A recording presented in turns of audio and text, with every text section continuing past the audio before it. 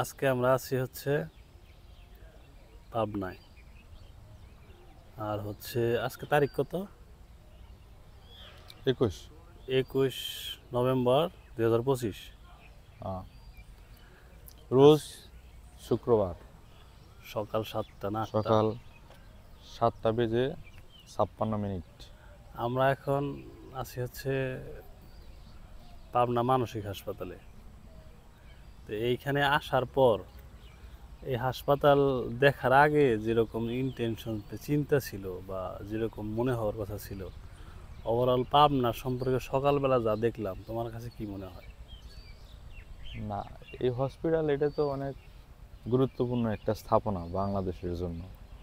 মানসিক হসপিটাল খুব রেয়ার, সেক্ষেত্রে এর যে সমাদর আমার মনে হয় না ওইভাবে করা হয়েছে। আমি তো আরো ভালো পরিচ্ছন্ন মানে অনেকটা উন্নত এবং জাঁকজমকপূর্ণ আশা করছিলাম। এইভাবে জরাজীর্ণ অবস্থায় এশিয়ার এত বড় একটা প্রতিষ্ঠানে পড়ে আছে আমার ধারণা ছিল না। আমি ভাবছিলাম যে আরো ভালো কিছু থাকবে।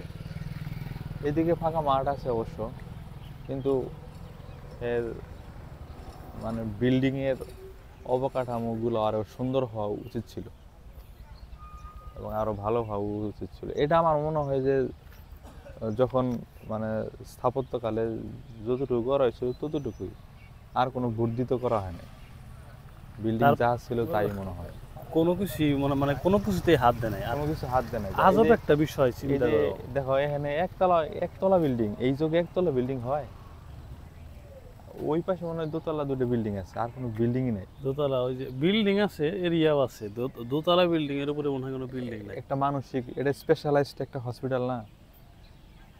এই চিন্তা অবস্থা করো, আমাদের দেশে। টানা 15 বছর, 16 বছর, 17 বছর আওয়ামী লীগ ক্ষমতায় ছিল, পলক মন্ত্রী ছিল একটা লোক, এই এলাকার থেকে এই এলাকার একজন লোক। মন্ত্রী তো সকল এলাকায় সব কিছুই করতে পারে, অথচ এইখানে কিছুই নাই। রাস্তাগুলো দেখো, এই যে রাস্তার অবস্থা তো ভয়াবহ খারাপ, মনে হয় যে ক্ষেতের মধ্যে দিয়ে হাঁটতেছি। আর মানসিক রুগী যেগুলা, এগুলার ভালো পরিবেশে রাখা উচিত না? ভালো যেহেতু পরিবেশ, মানে চকচকা বা হচ্ছে কারণ ফুলের গাছ, ভিআইপি এরিয়া।